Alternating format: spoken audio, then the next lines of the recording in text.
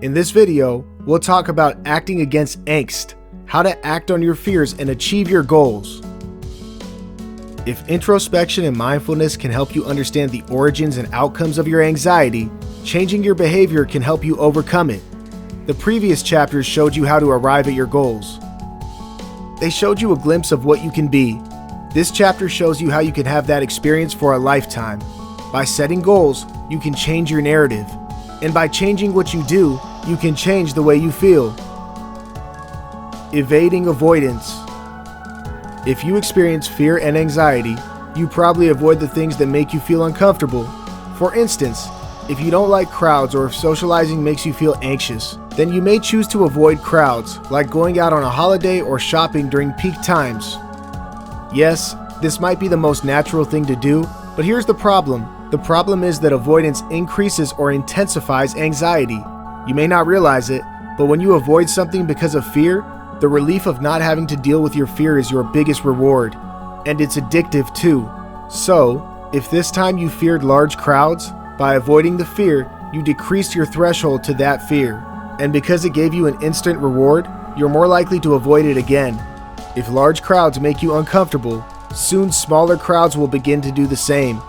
And with time, your avoidance will push you to a point where the mere sight of people or thought of engaging in the slightest conversation might put you through a panic attack. Identifying and acting against your fears will help you overcome the fear as well as any anxiety that might have accompanied it. With plenty to benefit, it makes sense that you try. Worksheet 14. Identifying your fears. To face your fears, you must first know what exactly you fear. What is it that troubles you the most? What accelerates your anxiety? Reflect on your top 5 fears, the ones that are coming in the way of your goals and the ones you want to do something about. Where do they come from? What are the situations and events that bring on these fears? What's the worst that can happen? Imagine them. Describe it in words. Take your time and don't rush through the experience. Review your answers when you are ready. Acting against your fears. Congratulations, you've completed the first step. You're doing great. Now that you've zeroed in on your fears and where they come from, you can create a plan to overcome them. Worksheet 15. Taking the step-up approach. Pick the least feared item from your checklist. Create steps that will help you overcome your fear.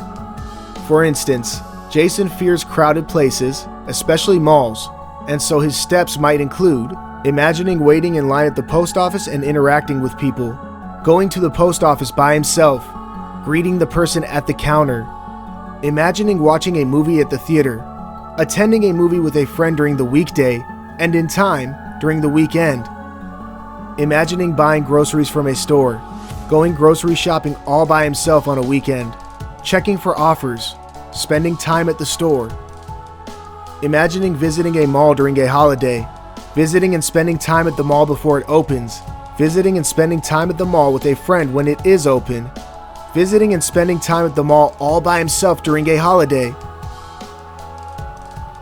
Take time to reflect on your plan. Keep it real and in order.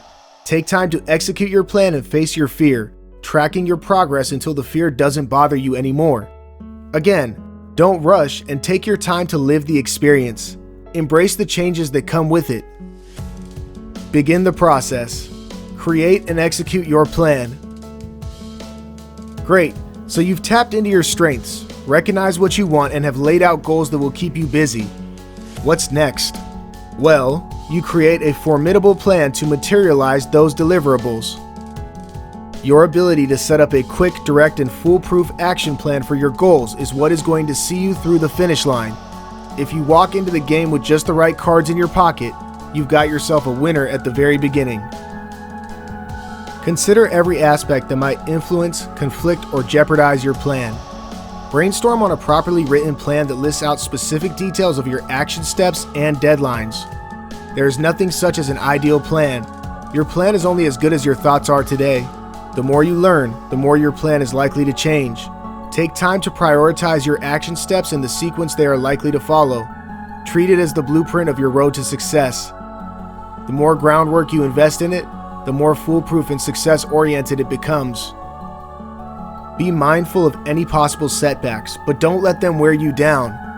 What if an old fear comes back? What if the anxiety comes back? Will they come back? Truth is, we don't know.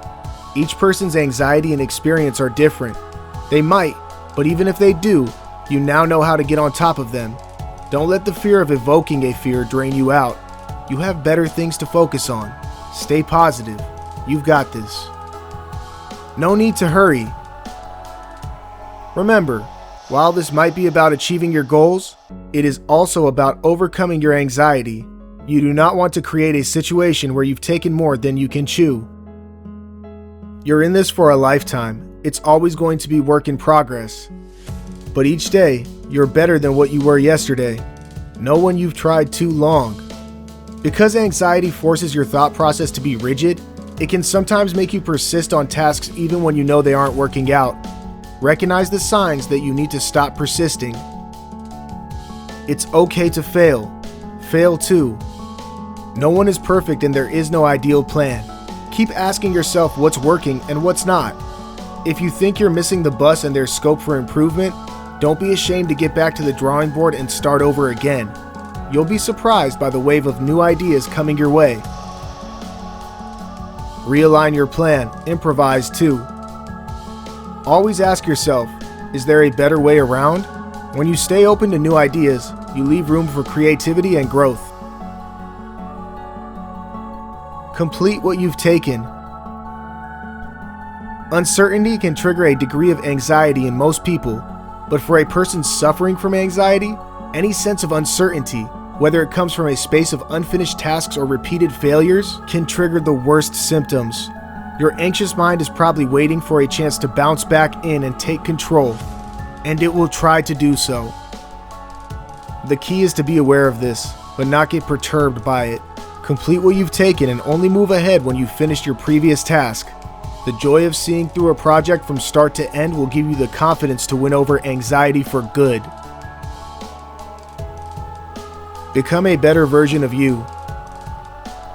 Once you've created your plan and find it executing rather well, it's time you reach out for brighter and more rewarding pastures.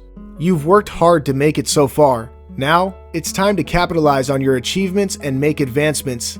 Experiment ideas and invent them too. Be a game changer. When you've channelized your energies in the right place and know you have things going for you, you'll leave no room for anxiety or fear to enter your life.